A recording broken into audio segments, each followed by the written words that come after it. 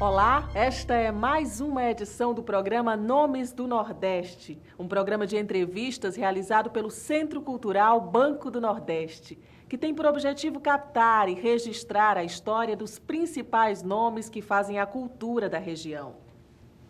O nosso convidado deste programa é o compositor e arquiteto Fausto Nilo. Cearense de Quixeramobim, Fausto Nilo vem há 30 anos exercendo o ofício de letrista de música. Fausto já escreveu mais de 300 canções com mais de 100 diferentes parceiros, entre eles Chico Buarque, Raimundo Fagner, Moraes Moreira e Dominguinhos. Fausto Nilo também se notabilizou como arquiteto que fez os projetos do Centro Cultural Dragão do Mar e da Praça do Ferreira, ambos em Fortaleza. Para entrevistar Fausto Nilo, convidamos o teatrólogo Ricardo Guilherme e, para acompanhá-lo, contamos com o auxílio luxuoso do violão de Tarcísio Sardinha. Eu queria, Fausto, que você começasse falando da primeira cidade sua, que é Quixeramobim, do seu nascimento e, sobretudo, de uma curiosidade que eu acho que é extremamente pontual a gente, nesse momento, enfatizar, que é o seu nome, porque você é um Fausto Nilo Júnior, que não é do pai, é um Júnior que é uma espécie de Júnior do avô, né? Bom, eu nasci em Quixeramobim, no fim da guerra, 5 de abril de 44, portanto, áreas, né?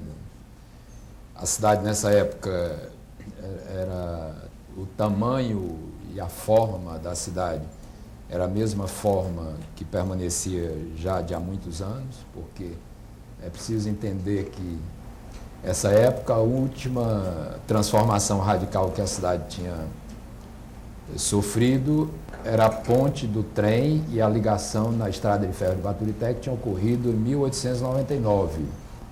Que eu saiba, até 1944, pouquíssimas edificações novas tinham acontecido na cidade, de maneira que deve ser a mesma cidade praticamente dos meus pais, também na sua infância. Era uma cidade que tinha o trem como grande, digamos, coisa importante, passava o trem na cidade todo dia, naquela época Maria Fumaça. Era uma cidade muito isolada, né, porque você tinha essa ligação com Fortaleza. Um trem naquela época era uma viagem de, às vezes, 12 horas, se não dava um prego, por exemplo. As máquinas quebravam muito, então, às vezes, era muito mais do que isso, né? E poucas pessoas da cidade vinham realmente a Fortaleza. A maioria nunca saía de lá, né? E a vida numa cidade desse tipo é à beira do rio ali, os passarinhos, os peixes, jogar futebol. E uma coisa na minha cidade que era muito importante, que era um serviço de alto-falante, que chamava-se A Voz de Cristal. Isso foi um grande benefício para mim, na minha infância, para mim, muitos conterrâneos, porque era uma forma de lazer com música que você fazia no espaço compartilhado. Mas para justificar a minha pergunta no começo, eu queria que você dissesse seu nome todo. Fausto Nilo Costa Júnior, meu pai chamava-se Luiz Costa, e meu avô chamava-se Fausto Nilo, eu herdei esse nome do meu avô. E o que é comum no Brasil é que uma pessoa que tem no seu nome a palavra Júnior significa que é filho, é o mesmo nome do pai. E eu só fui descobrir isso quando fiz o exame de admissão para o Liceu do Ceará, em 57, que fui me saber o resultado da prova e vi o nome de uma pessoa lá com o nome de Fausto Nilo Costa Júnior. Mas eu achava que meu nome era Fausto Nilo Costa Neto. Eu aprendi, me alfabetizei e aprendi a assinar meu nome dessa forma. Na verdade, não está errado esse nome. Eu não sabia, vim a saber depois, porque meu pai queria que eu mudasse o nome. Eu já tinha me inscrito no Exército, já tinha muitos documentos com esse nome de Fausto Nilo Costa Júnior. E procuramos uma pessoa, amigo da família, que era um advogado de muita competência e culto, e que nos orientou que eu podia continuar com esse nome. Porque Júnior, na realidade, embora não seja habitual aqui no Brasil, Júnior é quando você homenageia uma pessoa do mesmo grupo familiar que teve esse nome. Pode ser um tio, um avô, enfim. Se você, por exemplo, conviveu com a seca, com esses flagelos típicos do Ceará e do Sertão Central? Não, a primeira seca que eu tomei notícia foi a de 58, né? Acho que esse período que eu nasci e vivi lá, eu nunca procurei examinar isso aí na história das secas, mas tem a impressão que não houve nenhuma grande seca, não, porque toda a minha memória regularmente é aquela da safra, da satisfação das pessoas. Meu pai vendia tecido também, então uma sinalização dos bons invernos era exatamente o consumo de tecido que as pessoas vinham, os agricultores depois recebiam o seu saldo e vinham para a cidade para comprar tecidos, e às vezes o papai fechava a loja até a madrugada, aquelas pessoas saíam com 5 burros, com caçoar, tudo cheio de tecido, compravam tecido para os filhos, para os netos, para os parentes, etc. E isso sempre aconteceu todo ano. E também o mês de junho, as festas e comemorações da lavoura, do êxito, do milho, né? Tudo isso com muita fartura. Me lembro vagamente de uma tradição também do sábado de aleluia, que a gente distribuía pão de coco. Meu pai também tinha padaria, então... E tudo na casa, né? Na casa. Casa e armazém. Era misturado, porque essa casa, que na realidade eram 3 casas. A casa do meu avô, do lado esquerdo, no centro a nossa casa e à direita o outro avô. De maneira que nós vivemos sempre de uma casa dessa para outra, misturado tios, sobrinhos, todo mundo era uma comunidade, assim, como se fosse uma vida de clã. Assim. Eu quis enfatizar isso, porque uma criança, então, quer dizer, você não precisava se deslocar ao local de trabalho da casa do pai para conviver, por exemplo, com todas essas demandas que vinham, digamos, dos comerciantes. Inclusive trabalhando desde cedo, porque era uma questão do tipo de educação. Quer dizer, o meu pai não admitia que, como ele dizia, passar por baixo da rede de um filho. Então ele acordava cedíssimo, acordava às 5 horas da manhã e aí saía acordando todos, né? E uma lembrança que eu tenho de criança, acho que por isso que até hoje, quando eu tenho chance, que eu puder dormir, eu durmo, porque... Está sempre devendo. O sono era muito... Quer dizer, era obrigado a dormir na hora que não queria, que era dormir cedo à noite. Aí eu não queria, mas havia essa coisa de acordar muito cedo e ajudar. Então eu tinha umas obrigações, eu acordava, eu tinha que varrer a loja... Todos os filhos tinham umas obrigações, porque isso era uma forma... Essa mão de obra, eu acho até que nem era muito necessária lá em casa, porque ele tinha os padeiros dele, tinha aquela mão de obra adulta. Né? Você diria que o futebol e o fato de seu pai ser comerciante te permitiu um contato com vários estratos sociais, com a meninada... Sim, isso... sai da sua classe social, vai para outra. Isso... E receber os comerciantes que vêm do fundo do sertão, claro, né? Isso nem precisava sair, era uma coisa natural com a maioria dos garotos, porque a cidade era tão pequena e a vida era muito compartilhada, né? Nesse sentido, como uma comunidade. Embora houvesse as grandes discriminações de ordem econômica em determinados momentos, essa coisa acontecia, por isso eram dolorosas, por isso eram difíceis, porque... As pessoas eram tão juntas, o colégio era o grupo escolar. Então era o mesmo, eu e meus amigos de todas as classes. O futebol nos unia também. O catecismo e a educação na igreja também nos unia. O cinema nos unia, o futebol para assistir também nos unia. Então nós fomos nos separar exatamente quando eu prossegui nos estudos para Fortaleza, depois que eu fui para a universidade. Desse período você participou do movimento musical? Porque imagino que cada cidade do interior tem os seus seresteiros, tem os seus boêmios, Sim. que vão ali pelas noites do sertão a tocar para alguma janela. Em termos musicais, tinham 2 fontes fundamentais. Uma delas era o reizado, que é uma coisa fantástica. A minha cidade tem um boi, como a gente chama aqui, que isso varia muito no Brasil. No caso de lá, é uma festa de reis, né, em que tem música. Essa música que eu sei é uma música que vem da nau catarineta, misturado com fandango, naturalmente pernambucano. E chegou até o interior do Ceará e se misturou com a cultura local, que era a cultura ligada ao gado. E isso, depois de muito tempo, misturou-se e criou uma terceira situação, né? Essa música, para mim, era fascinante, porque o meu grande sonho como criança, ali como garoto, era ser brincante desse boi, mas eu não podia porque eu era da elite. Quando eu vim para cá, eu compreendi depois que eu era da elite, porque os pobres diziam que eu era dos ricos. Ao vir para Fortaleza, eu descobri que nós não éramos ricos. Nós éramos uma classe média de interior mesmo. mas era o termo adequado dizer que nós éramos da elite. Eram pessoas que... Meu pai era dono da padaria e tudo. Então, a minha família não aceitava que eu pudesse ser um brincante do boi. Isso foi uma grande frustração, né? O boi é uma coisa que tem 30 canções, que eu sei todas elas, que não é uma coisa de pesquisa, né?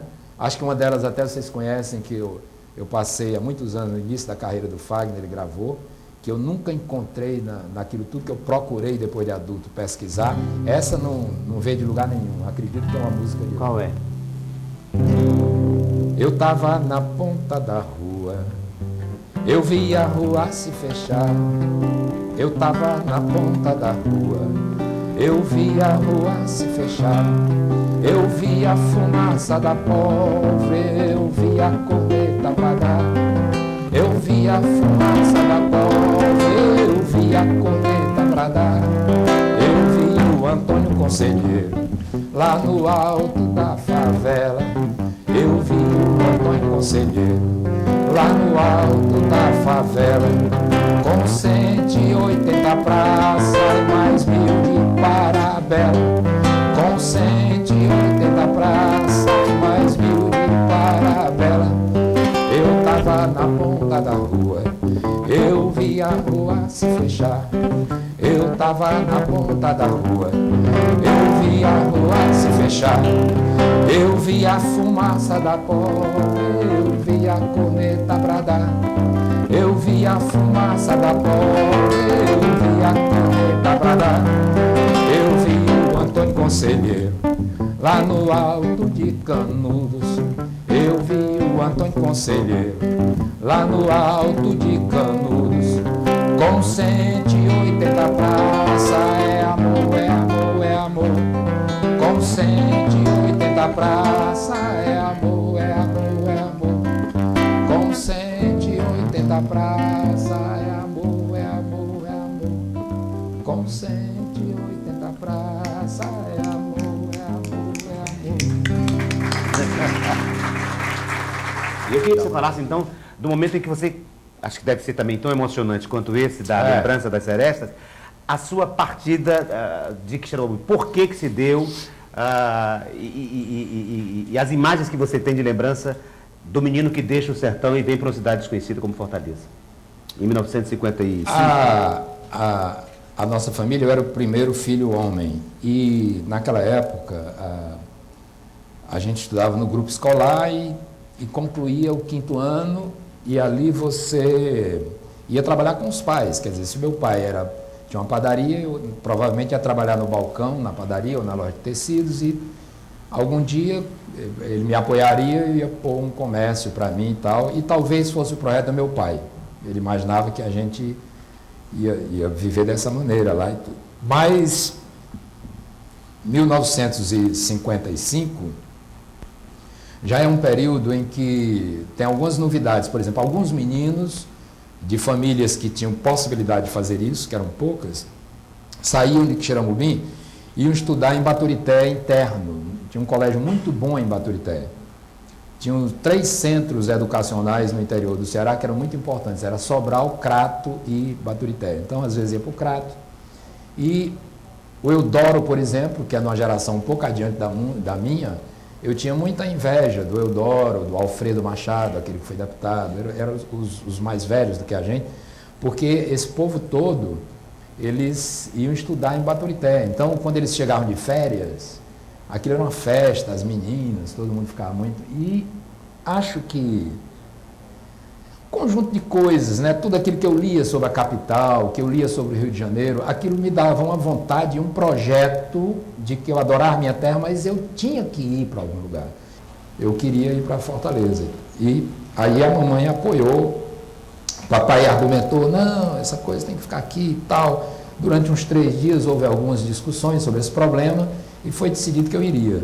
Ele queria que você assumisse o comércio? Ele achava que... O plano dele era outro. Os filhos, embora ele fosse uma pessoa mais culta do que a minha mãe, porque meu pai foi para o interior com 15 anos, estudava no Colégio Castelo Branco, já tinha uma... E a minha mãe não, era uma mulher sertaneja, assim, mas ela tinha uma visão de projeto, assim, muito pra gente, muito legal. E aí, rapidamente foi definido que eu iria. E aí, Naturalmente, preparou umas roupas, uma mala e na véspera, foi um domingo que eu viajei, nós fomos no sábado, eu fui me confessar para comungar no outro dia de manhã e de noite minha mãe foi de casa em casa para me despedir de algumas famílias e ali eu recebia conselhos das velhinhas, cuidado, a capital, não sei o quê, o perigo, e cachaça, não sei o quê. E daí, no outro dia acordamos muito cedo, a família toda, eu comunguei na igreja e peguei o trem. O trem, nesse dia, o maquinista era o seu Vicente de Paula, que era da minha cidade. Então eu viajei nesse domingo exatamente porque eu ia confiado ao maquinista. E aqui, umas pessoas iam me receber. E a lembrança da viagem, Fausto?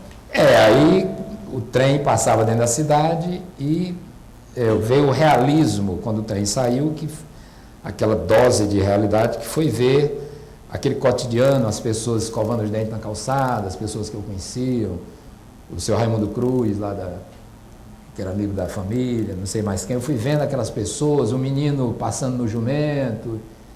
Aí eu me descontrolei, realmente até que Xadá eu fui chorando.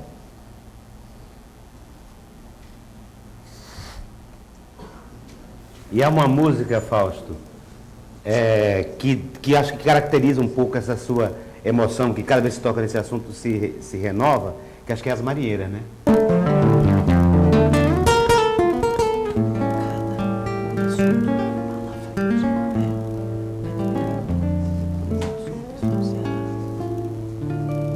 Quando for de tardezinha, minha companheira, na beira do rio, lá nas marinheiras, meus olhos vazios vão te espiar.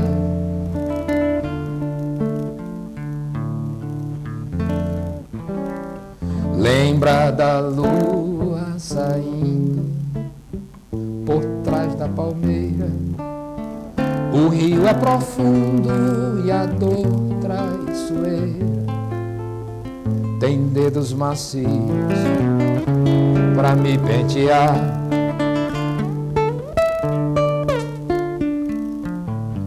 Nunca matei passarinho, esse é meu segredo, que a água do rio não pode escutar. Viver sem carinho me mata de medo. Eu sei que outro bicho vai te cobiçar.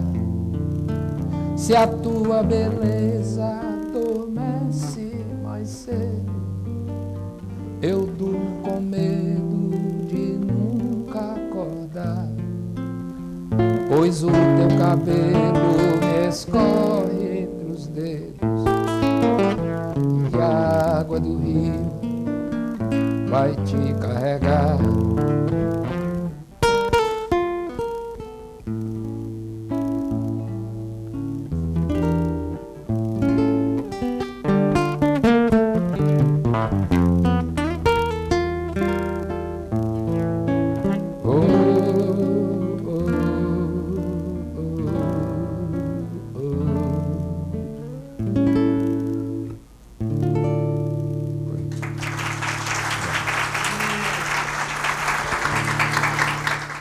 A seguir, Fausto Nilo e os primórdios de sua relação com a poesia.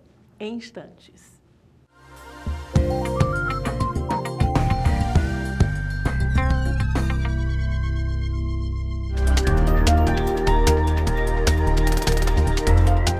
O melhor da programação do Centro Cultural Banco do Nordeste, agora em DVD. Ouçam, meus senhores todos, uma história de espantar. Lá vem a nau catarineta, que tem muito que contar. A gente faz o que a gente pensa.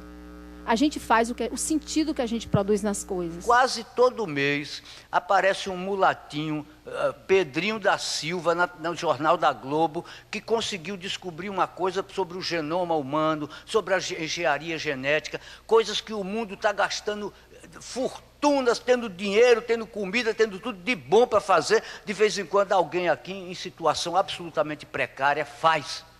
A cultura mais rica que tem do Brasil é a cultura nordestina. A cultura local é importante, a cultura mundial é importante, a cultura regional é importante, a cultura nacional é importante. Eu falando, digamos assim, do regionalismo saudável, assim, do regionalismo de reflexão e tal, e que a gente tenha um confronto bom com as outras regiões e que faça parte, que tenha visibilidade à cultura nordestina. É aquela velha ideia do Tolstói, né, de que se quer ser universal, né, pinta bem a tua aldeia, né? Paraíba era o centro artesanal, Piauí o setor da criação, em Sergipe cultura é tradição, Maranhão a reserva florestal.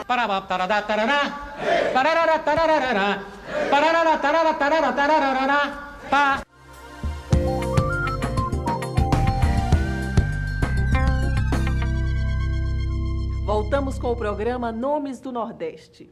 Neste bloco, Fausto Nilo relata as histórias de sua juventude e a sua iniciação como compositor e arquiteto. Mas naquele momento que você estava lá em Samambaia, você tinha rasgos de poesia? Você foi um menino, de certa forma, em algum momento pintou poesia, bateu assim, aquelas nostalgias da pré-adolescência, aquele cismar? Eu acho que sim, mas eu não sabia que isso era poesia.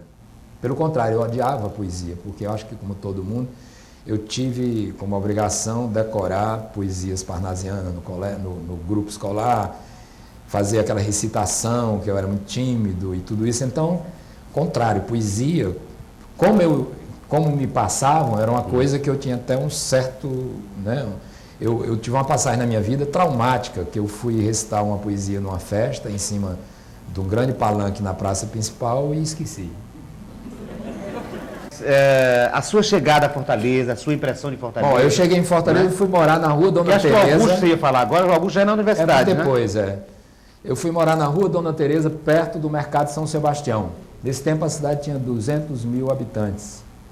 Para dar uma ideia do que é isso, é assim, a cidade terminava na rua Barão de Studart, para Aldeota, e daí em diante, aqui ia colar uma quadra com calçamento onde o mato crescia, só para chegar ao automóvel, na garagem daquelas famílias que tinham automóvel, que era o pessoal do lado leste. Eu morava no centro, como grande parte das pessoas da cidade. A cidade nessa época tinha 7 praças muito bem frequentadas, um parque, que aos sábados e domingos tinha muita gente nesse parque, o Parque da Criança, e era uma escola durante a manhã, e tinha também os colégios, todos eram ali, não é? E tinha 2 programas de auditório com orquestra, com auditório muito bem instalado, um na PR9, no edifício Pajeú, e outro, na época que eu cheguei, recém-inaugurado, que era na Praça de Alencar da Rádio Iracema. E você se inseriu aí nesse contexto? Eu cheguei, eu caí nessa geografia. De auditório? Foi uma chegada em Fortaleza. E aí era quarta-feira no programa de auditório da Rádio Iracema à noite, sábado à tarde no programa Fim de Semana na Taba, domingo à tarde também festa na Caiçara, quarta-feira à noite noturno Pajeú, e eu no meio dessa loucura, e um cinema com a tela enorme, que não era da minha cidade, e com filmes com artistas que lá eu não via, que eu ouvia falar, porque lá eu já lia Filmelândia, Cinelândia, mas tinha um filme que a bitola de lá não passava. No que é? Cine Samburá? Cine Samburá. Cine Arte, Diogo. Ser, não, Samburá e Diogo. Samburá e Diogo. O Fausto pensou, inclusive, e teve uma promessa de ir para Belas Artes, a Escola de Belas Artes do Rio de Janeiro. Estudou com o Zenon, eu queria que falasse sobre isso. No liceu, eu começava a desenhar os professores e guardava ali, aí os colegas, um dia alguém pegou um desenho e deu para o professor. E quando eu soube, eu achei que eu ia ser suspenso, ia haver algum tipo de punição. E mandaram me chamar na sala dos professores, não era a sala, era um quiosque belíssimo que tinha no liceu. Naquela parte de baixo do velho liceu tinha um quiosque, né? E os professores ali ficavam tomando café e tal. Professores nessa época eram Martins de Aguiar, era Otávio Faria, são os fundadores da universidade, eram intelectuais da pesadíssima, pessoas muito... Aí mandaram me chamar lá. Eu fui certo que ia ser expulso. Quando cheguei lá, o diretor era o Hugo Lira. E aí ele me chamou e disse, olha, esse aqui. Aí trouxeram, tal, cheguei, me sentei, me deram um café. E aí ele disse, olha, você é um grande artista, você tem muito talento, e nós estávamos aqui observando e tal. Aí todos deram um palpite, eu ali, eles olhando a história e tal, e concluíram que eu tinha que ir para o Rio de Janeiro, para a Escola de Belas Artes. Naturalmente eu fiquei pirado, que era tudo que eu queria. Sair, no Quixeramobim eu já era louco pelo Rio de Janeiro. Revista Cruzeiro, Rua Bariri, Vasco da Gama, São Januário, tudo aquilo eu sabia tudo como se eu morasse no Rio. Na hora que o cara falou isso, eu disse, pô, agora eu vou para o Rio de Janeiro, que loucura. Aí fiquei. Eu sempre fui muito cauteloso nessas coisas, não espalhei para muita gente, mas pô, vou para o Rio de Janeiro, vou estudar. Aí um dia ele me chama e diz, olha, infelizmente não vai ser possível ir para o Rio de Janeiro, mas você vai estudar num curso que vai ser aberto agora no início da semana, do outro lado da praça, naquele bangalô, aqueles bangalôs nórdicos que tem ali na praça do Jacarecanga. A notícia foi terrível, porque para quem imaginou ir para o Rio de Janeiro, atravessar a praça do Liceu, né? Tinha um porão lá, mas aí fui chateado para casa, mas imaginei assim, não, melhor do que nada, de qualquer maneira, né? O cara eu vou aprender lá. E aí como é que você sabe, Fausto? Embora. Como é que você passa da pintura artística e tal para o pensamento de ser um arquiteto? Bom, aí, como é que a arquitetura entra? Não, aí, fazer vestibular para arquitetura, entrar na universidade? Aí a minha mãe começa a me dizer o seguinte, todo mundo reconhece seu talento, você desenha bem e tudo, agora, isso não dá dinheiro. E eu tinha muito apreço pela minha mãe, era uma mulher de muita visão assim, nas coisas e tal. E uma vez que ela veio aqui, eu tive uma ideia.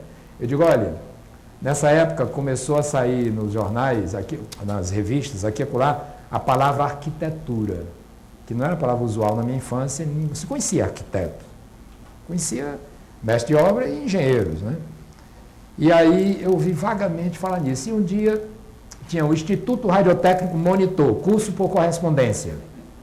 Tinha um anúncio que dizia que depois de 6 meses, 1 ano, sei lá, se você fizesse o curso de Direito, você podia arranjar um emprego de até tantos cruzeiros, sei lá, uma coisa.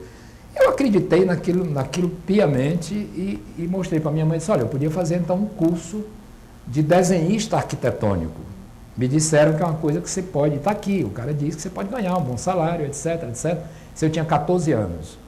E aí eu fiz esse curso rigorosamente. E me lembro que a grande contribuição que esse curso me deu era a parte de história da arquitetura, que eles tiraram de algum livro, cujas gravuras eram fantásticas, que eu acho que é do livro do Choisy, que é um livro clássico que eu vim a ver depois na minha faculdade, e eu tive acesso a isso com 14 anos de idade. Uma história da arquitetura desde o nosso Saddam Hussein até a atualidade, né? Então, quando eu me formei, eu recebi um diploma e uns cartões de visita, coisa que eu ainda guardo até hoje, inclusive vou botar numa moldura lá em casa, uns cartões de visita que você recebia ao final do curso. E aí, munido do cartão de visita e do diploma, eu ao ver um anúncio no jornal procurando um desenhista, fui à busca do meu primeiro emprego. E minha mãe estava aqui, não era normal, eu não ia para lugar nenhum com a minha mãe, me matricular, nunca teve isso. Mas ela estava aqui e fez questão de ir comigo. E nós fomos nesse emprego, que era no edifício de Alci, na cobertura, que era um prédio na época, o Máximo. Eu já fiquei me imaginando trabalhando naquele lugar quando eu cheguei, uma coberturazinha linda e tal. Arialdo Pinho. E aí ele me mostrou um desenho gigantesco, feito com canetas grafos alemãs, em papel vegetal de alta qualidade que eu não conhecia, umas pranchetas que eu nunca tinha visto, tudo diferente do meu curso, tudo diferente. E aí perguntou se eu era capaz de concluir aquele desenho, porque o desenho tinha ido embora e ele tinha que terminar aquele projeto e tal. Aí a mamãe falou assim, mostre seu diploma para ele. Aí ele era carioca e nessa época ainda carregado, com aquele sotaque. Aí dizia assim, madame, não precisa, eu nunca esqueci isso. Madame, eu não quero ver o diploma, eu quero saber se o menino faz o desenho. Aí eu disse, olha, sinceramente, eu não tenho ainda treinamento para fazer esse desenho. Agora eu tenho condição de aprender. Disse, não, para aprender não tem coisa. Aí rolou o desenho, guardou. Mas eu notei que ali tinha um colega meu da sala vizinha do liceu. Eu notei que esse cara estava lá riscando numa prancheta. Aí, um dia encontro com ele na cantina do liceu, conversa vai, que é o Delberg Ponce de Leon, meu sócio em muitos trabalhos até hoje, meu parceiro. Aí ele disse assim, cara, ele ficava comigo trazendo desenhos para me ver de lá, e revistas, e eu mostrando a ele os desenhos que eu sabia fazer, que eu não tive chance de mostrar ao homem, levei tudo, mas ele não quis nem ver, né, porque não... E o meu desenho era aquarela, eram desenhos artísticos e tal, ele queria um desenhista arquitetônico. Aí um dia o Delberg disse assim, pô, me dá esse bolo de desenho que eu vou levar para ele ver. Aí levou. Aí o cara mandou me chamar e disse que eu tinha talento, que ele, pô, vibrou, pô, você desenha bem, o garoto desenha e tal. Então é o seguinte, no dia que ninguém estiver desenhando, estiver sobrando uma prancheta, você pratica nela. E a prática é o seguinte, você vai aprender a usar régua T e esquadro, fazer paralelas e quadriculados, sabe? Que era coisa que o Delberg também estava fazendo, porque ele estava lá há poucos dias. E o resultado é que daí, com 2 anos, eu fazia tudo nesse escritório, fazia detalhamento, fazia desenho executivo, fazia tudo. E aí nessa época... agradeço muito ao Arialdo Pinho, foi um grande mestre, não era um arquiteto formado, mas ele tinha para projetos de menor complexidade, aliás, de grande complexidade, como residências, né? Ele era um grande arquiteto, né? E me ensinou como se trabalha de uma maneira assim, obstinada e como se entrega ao cliente tudo aquilo que ele precisa, essas coisas todas. Aprendi muita coisa com ele. E aí terminei o científico, mas como eu ganhava uma grana, eu fiquei um pouco adiando. E tenho a impressão que se a faculdade não fosse criada aqui, eu era um velho desenhista hoje, provavelmente. Ou então um boêmio, ou então um artista plástico, quem sabe depois, nas horas... Mas é muito importante a gente falar da Faculdade de Arquitetura, porque a Faculdade de Arquitetura, nos anos 60, é responsável por tudo que a gente chama de universidade hoje, de movimento cultural da universidade. Foi aí, imagino que você deve ter encontrado todos os grandes intelectuais um dia eu dos anos 60 nessa cidade. Eu descendo do prédio, cheguei no asfalto, o sujeito vendendo jornal, e eu vi uma manchete. Fundada a Faculdade de Arquitetura no Ceará. Então, quando criou essa faculdade, eu fiz o primeiro vestibular e fui da primeira turma. Me formei nesta... E aí eu queria que você falasse de que turma é essa? Na faculdade eram 11 alunos, 4 meninos, 4 garotas e 7 companheiros homens. E é um pessoal que a gente se formou, alguns eu sou até amigo, a gente realmente se vê muito pouco, a maioria não exerce a profissão e tal, de maneira que foi uma turminha pequena, mas foi a fundação ali. Em seguida, a segunda turma veio... Entrou o Delberg nessa segunda turma, entrou o Brandão, o poeta, que era um garoto, ele é mais novo do que eu, e que o pessoal disse, tem um menino aí que os bolsos cheios de poesia, os papéis e tal. Aí a gente foi formando no diretório um grupo boêmio, intelectual, universitário, muita cachaça, muita coisa, violão. Então, nesse lugar convergiram aí todos os autores da cidade que não tinham amigos para dividir isso. O jovem, o Cirino, depois chegou lá o Raimundo Fagner, o Belchior, o Adinato, que são mais depois, mas no início, o Augusto Pontes, eu conheci no restaurante universitário. E aí, apareceu a música, mas a música apareceu logo com grandes letristas. Brandão, Ieda Estergilda, Augusto Pontes, que eram parceiros do Petrúcio Maia, do Cirino, do Roger. E aí eu estava em tudo, mas eu não era autor. E nem tinha coragem, porque o negócio era pesado demais. Eu digo, aqui não dá para mim, eu não vou nunca estrear nessa área. Então eu fiquei dentro desse movimento o tempo todo, eu era incluído em tudo, mas eu não fazia nada rigorosamente. Eu não era compositor, nem cantava, nem nada. Cantava muito, noites e noites na farra. Aí sim, lá no Anísio. Era um dos que mais cantava. Mas eu não cantava no palco, eu não fazia. Aliás, cantar no palco não adiantava, porque os shows que ele fazia só ia a família. Ninguém se interessava, né? Até que houve uma revoada para Brasília. Veio a política estudantil, eu me formei em 70, e aí houve uma conveniência de ir para Brasília, porque eu fui convidado pelos meus ex-colegas, porque Brasília ficou 2 anos fechado o curso. Quando eles reabriram, eles exigiram do reitor que os professores eram indicados por ele. E eu, recém-formado, eles que indicaram. Eu fui escolhido para ser auxiliar de ensino em Brasília. E lá vivi 2 anos, com a Mércia, moramos lá. E nessa época o Fagner morava também lá, o Roger, o Augusto, e o Fagner ia para o Rio de Janeiro tentar ser cantor. E chegou um dia na minha casa e disse, eu peço letra aí o pessoal, ninguém está me dando e tal, não sei por que razão, e já tentei, já insisti, tu não tem uma letra aí para me dar não e tal. Aí eu digo, rapaz, não tenho, eu nunca fiz letra. Eu tinha várias já escritas, né? Aí ele insistiu e eu dei O Fim do Mundo. Ele levou para o Rio de Janeiro e lá, depois de uns 4 meses, mais ou menos, o Pasquim, que na época era uma coisa super importante, eu leio numa dica do Ziraldo, falando no meu nome e no dele, que olha, vocês vão ouvir aí um cantor e compositor do Ceará muito bom, e o parceiro dele, Fausto Nilo, numa música muito bacana, que chama Fim do Mundo, etc, etc. E poucos meses depois a Marília Medalha gravou, que na época era como ser gravado hoje, assim, pela Marisa Monte, era uma coisa muito importante. E isso me estimulou muito a ser compositor, porque praticamente a primeira música que eu fiz foi gravada, e foi gravada de uma maneira muito importante. E fez muito sucesso de rádio no Sul, aqui muito pouco, é uma música pouco conhecida. Mas ela foi da parada, era mundial durante muitos meses. Hã? Podia dar uma palhinha aí para a gente conhecer a primeira música gravada do Fausto Nilo.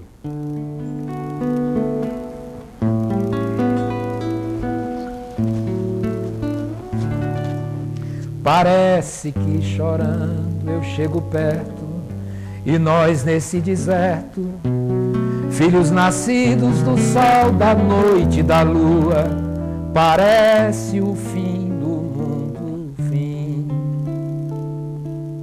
Mas parece que chorando eu chego perto, e nós nesse deserto, filhos nascidos do sol, da noite e da lua, parece o fim do mundo, fim.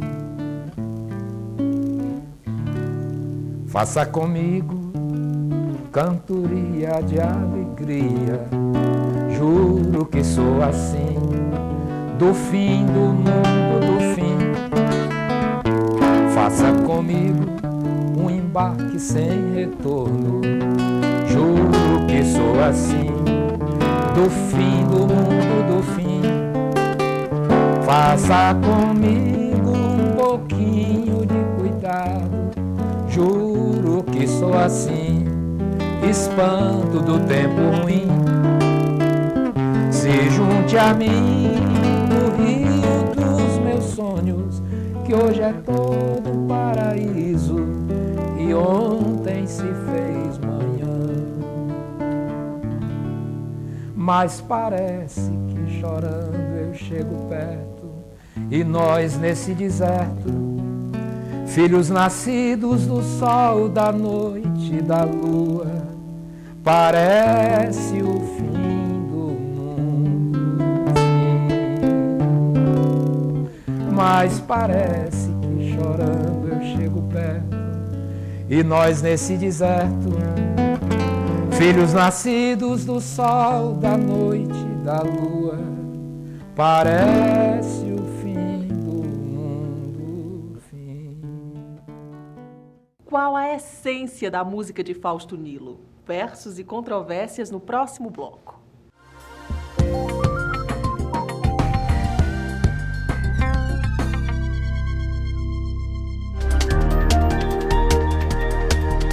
O melhor da programação do Centro Cultural Banco do Nordeste, agora em DVD. Dou prioridade realmente a esse contato com o público, que é uma coisa realmente que gratifica, que estimula, que acende a gente.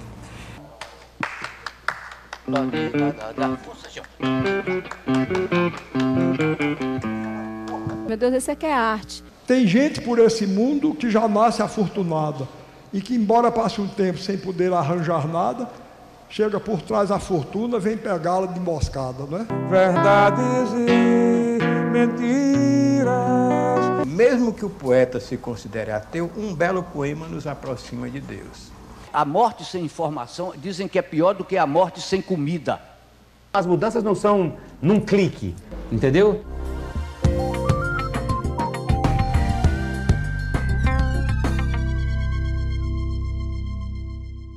Neste último bloco do programa Nomes do Nordeste, Fausto Nilo fala sobre o processo de criação de suas músicas e sobre a concepção de suas principais obras urbanísticas.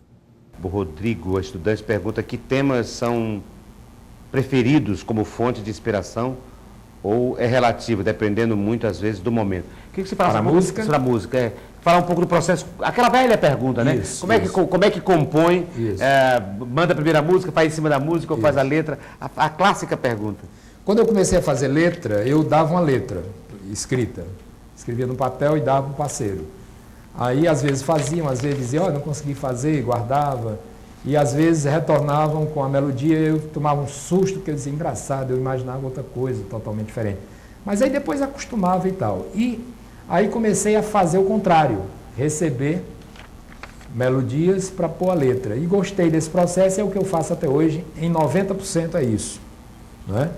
E a inspiração é misturada com muita persistência. Às vezes, Lua do Leblon, eu escrevi e fui dormir, de uma vez. Ouvi aqui a menina cantando, escrevi a letra e fui dormir, no outro dia eu olhei e disse, não, tá bom. Baião da Rua também desse tipo. Tem várias músicas, e tem outras que anos, às vezes 5, 10 anos, tentam, uma frase não presta, eu não consigo resolver, etc.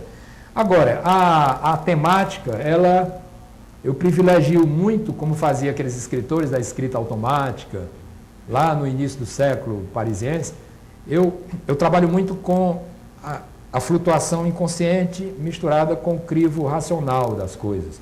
De maneira que eu sempre vou atrás das grandes ideias poéticas, muito mais do que uma obrigação temática. Eu sou uma pessoa que tem muita dificuldade de cumprir um tema numa letra. Você disser, faça uma música sobre o Banco do Nordeste. Quando eu terminar, pode ser que ela seja sobre o Banco do Brasil. Porque veio uma ideia qualquer, eu vou atrás dela e quando eu termino, mas pai, não falei no Banco do Nordeste, puxa vida. E aí está tão bonito e tão bacana para mim, está me satisfazendo, aí eu vou ali, eu vou naquilo. Então a temática é secundária nas minhas músicas. Agora acho que ela é a mesma sempre. Todas as minhas músicas são sobre a mesmíssima coisa. Sobre o quê? É a afetividade e o cenário da ecologia humana, onde nós vivemos, suas dificuldades, seus desencontros, quer dizer, é o amor, para dizer de uma maneira mais... O amor desde a contemplação até da origem, de onde eu venho na música popular, que é da música chamada romântica, que o pessoal chama de brega, e também misturado com tudo que eu conheci depois, não é?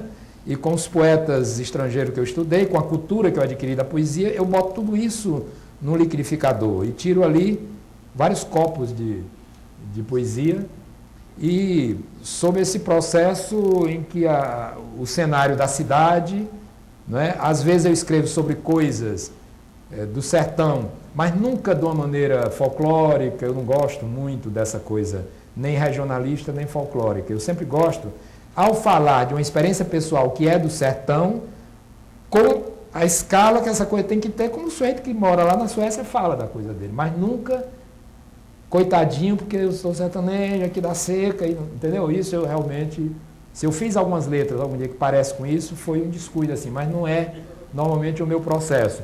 Eu sempre gosto de trabalhar com uma coisa regional, mas dentro de um plano que eu considero assim de altivez, né? Nessa hora eu sou igual um sueco, igual um francês, e trabalho falando da minha origem, da aldeia, mas não quero que tenha complacência sobre meus versos em imaginação pior, porque eu sou nordestino.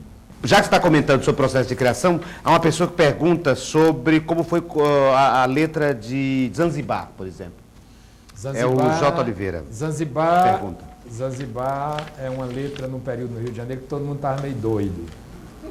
E eu também. É bom ter ficado doido numa época assim. Mas doido no bom sentido, o meio da gente, os artistas. Todo mundo com mais liberdade.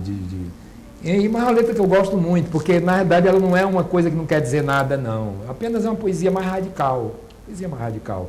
E que eu intuía que poderia se popularizar. Ninguém acreditava, só eu e o Armandinho.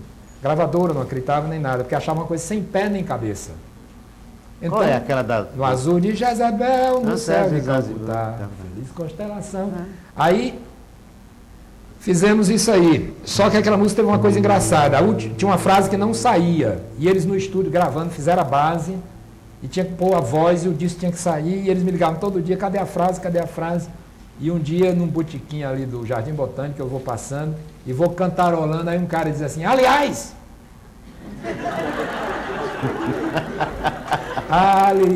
vazada coisa azul, meu. Aí eu fui no telefone público, Armandinho, é aliás. Botou o nome da música? Aí, não, a frase. A frase. Aí de noite já estava ouvindo gravar, todo mundo comemorando, pô, arrasou. E arrasou, né? Até hoje, permanente no Carnaval da Bahia e nos carnavais do Brasil. Evandro Engenheiro pergunta, você teve alguma música que foi censurada durante a ditadura militar? Não. Não. Acho que minhas letras, elas são tão malucas assim, porque elas são lidas de duas maneiras, né? Por exemplo, Pequenino Cão, ela é brega e ao mesmo tempo ela é louca, ela é vanguardíssima, porque ela tem momentos de grande... Aí, não me abandone mais, não me abandone mais. Então, acho que a censura não entendia isso. Entendia. Ai, meu coração sem natureza, vê se estanca essa tristeza que ilumina o Escurubá. Escurubá, para mim, era o ano de 74, o auge da escuridão, da ditadura, de uma série de coisas e tal. Agora, o cara lá mesmo, não. Escurubá, qualquer bar. Aliás, qualquer bar escuro. Os ouvintes também não. Então, dessa maneira, eu passava. Agora, o Gonzaguinha, meu moleque, meu grande amigo, que botava para lascar mesmo direto, dizendo aquilo, eu nunca tive interesse nem só por coisas políticas, nem por coisas de outra natureza, de dizer na linguagem mesmo, assim. Eu sempre ponho numa linguagem, né, os olhos das meninas do sertão, nos olhos da garota de Hiroshima. Aí o cara vai operar aquilo. E a censura demorava muito para operar isso. Nós estamos aqui num centro cultural, quer dizer, você é o criador do Centro Cultural do Ceará mais importante, o Dragão do Mar, que fez uma intervenção naquela área histórica, né, do nascedouro de Fortaleza. Eu queria que você fizesse assim não sei se se é pedir demais, um paralelo entre os dois, esse Centro Cultural, até do ponto de vista arquitetônico, do conceito do Centro Cultural Banco do Nordeste, que não é um projeto seu, com o Dragão do Mar, enfim, falar um pouco sobre o conceito de centros culturais e incluir nele o Centro Cultural Banco do Nordeste. Esse programa, como nós chamamos na arquitetura, chamado Centros Culturais, eles, de uns 10 anos para cá, no mundo todo, tudo tem essas ondas, né? Como teve shopping center, não sei o quê. A vida moderna vai criando uns problemas, e esses problemas na cidade vão demandando outras tipologias de edifícios que antes não existiam, não é isso? Quer dizer, tem uns permanentes, as catedrais, as igrejas, etc., tiveram seu... E hoje tem essas coisas, como tem os bancos, etc. E os centros culturais existem no mundo todo hoje, de várias maneiras. Então o Augusto tinha uma ideia de uma tal ECOA, que era uma escola de arte. Escola de Comunicação, Cultura, Ofícios e Artes. Essa coisa, veio muita gente fora, houve uma discussão profunda, eu guardei tudo aquilo, fiquei e tal, mas eu não sou ligado à gênese da ideia. A ideia, na realidade, é do Paulo Linhares, né? Que teve a ideia de fazer um centro cultural e fez um concurso para arquitetos, chamou 5 escritórios, e a nossa equipe foi a vencedora. E a razão que nós vencemos, foi dito na época, porque nós fizemos um prédio não convencional, no sentido de que eu reagi à ideia que se via em todas as revistas de centros culturais no mundo todo. Eu digo, olha, se é um edifício de cultura, o que seria correto era fazer um edifício que é propriedade do governo do Estado e que seja adaptável em toda a sua vida a inúmeras coisas, porque se essa moda passa, esse edifício, ele tem que ter uma força que ele sirva sempre de alguma atividade que pode ser adaptada ou junto com ela e se modificando. Isso está escrito na memória do projeto antes de ser construído, está escrito lá. Há uma diferença entre aquele centro cultural e esse. Primeiro que esse é no centro mesmo da cidade. Isso eu acho super simpático e interessante. É preciso que haja um no centro comercial, onde as pessoas trabalham aqui, é muito importante.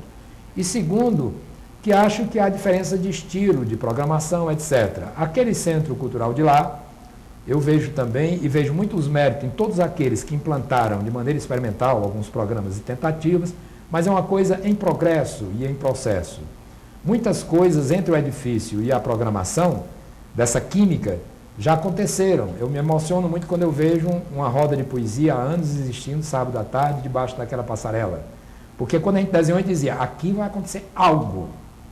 A gente espera, provoca que aconteça algo. Mas no início da gestão, o pessoal era o contrário, o pessoal tinha dificuldade. Ei, aqui não pode não sei o quê. Custava muito a compreender. Então, quando eu vi um dia o maracatu atravessou, quando eu vi não sei o que, pronto, agora está se cumprindo o papel do edifício.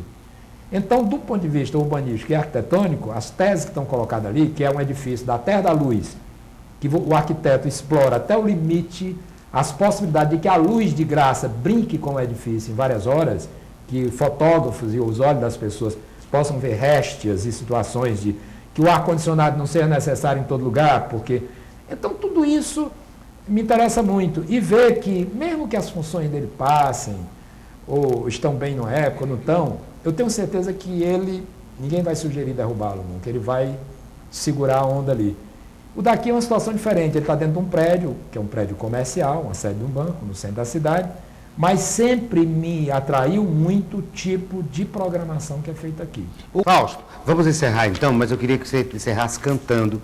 Então, acho que o Brasil, que não é belicista, que tem uma natureza fantástica, que tem uma reserva de farmácia inesgotável, que tem um ar puríssimo, que urbanizou pouco, que motorizou pouco, portanto depende menos de petróleo, e isso ainda pode até reduzir mais essa dependência, há técnicas para isso, que tem um futebol e um esporte maravilhoso, que pode dar aula de futebol no mundo todo, só a Ásia está louca para aprender futebol, todos os garotos brasileiros podem ser professor de futebol no mundo, que tem o sexo de uma maneira super saudável, que tem esse tempo maravilhoso que poucos lugares do mundo têm, enfim, que não tem grandes catástrofes. É a hora de oferecer ao mundo um cenário cultural e natural. Então, Pão e Poesia, Meninos do Brasil, elas são duas músicas que colocam essa possibilidade em poesia e que saudam, no caso de Pão e Poesia, uma possível realização mais equilibrada entre o nosso tempo ligado ao trabalho e à brincadeira, né? Na verdade é isso. É uma maneira de se dizer assim, será que podemos recuperar e um dia nos despedir dessa forma de trabalho moderno que tira as pessoas de casa e mete uma farda todo dia, que chega de casa de noite, que os filhos ficam abandonados e, sendo pobre, formam comunidades gigantescas de velhos, mulheres e crianças que vão conviver só com a marginalidade e vão ser futuros Fernandinhos Beiramares. Então, essas músicas, por incrível que pareça, têm essas preocupações. Agora pode ser ouvido como um samba mesmo, não tem problema nenhum. Se a pessoa quiser, ouve só a parte, né? Mas então vamos lá, Pão e Poesia. Felicidade é uma cidade pequenina, é uma casinha, é uma colina, qualquer lugar que se ilumina quando a gente quer amar. Se a vida fosse trabalhar nessa oficina, fazer menino ou menina é difícil e maracá. Virtude e vício, liberdade e precipício, fazer pão, fazer comício, fazer gol e namorar. Se a vida fosse o meu desejo, dar um beijo em teu sorriso, sem cansaço, o portão do paraíso é teu abraço. Quando a fábrica apitar, felicidade é uma cidade pequenina, é uma casinha, é uma colina, qualquer lugar que se ilumina quando a gente quer amar. Numa paisagem, entre o pão e a poesia, entre o quero e o não queria, entre a guerra e o luar. Não é na terra, nem saudade, nem futuro, é um amor no pé do muro, sem ninguém policiar. É a faculdade de sonhar, é a poesia que principia quando eu paro de pensar. Pensar na luta desigual da força bruta, meu amor, quem te maltrata entre o almoço e o jantar. Felicidade é uma cidade pequenina, é uma casinha, é uma colina, qualquer lugar que se ilumina quando a gente quer amar. Numa paisagem, entre a fruta e o caroço, quando explode é um alvoroço que distrai o teu olhar. é a natureza, onde eu pareço metade da tua mesma vontade, escondida em outro olhar. E como doce, não esquece a tamarinda, essa beleza só finda quando a outra começar. Vai ser bem feito nosso amor daquele jeito. Nesse dia é feriado, não precisa trabalhar. Pra não dizer que eu não falei da fantasia que acaricia o pensamento popular. O amor que fica entre a fala e a minha boca, nem a palavra mais louca consegue significar felicidade. Felicidade é uma cidade pequenina, é uma casinha, uma colina, qualquer lugar que se ilumina quando a gente quer amar.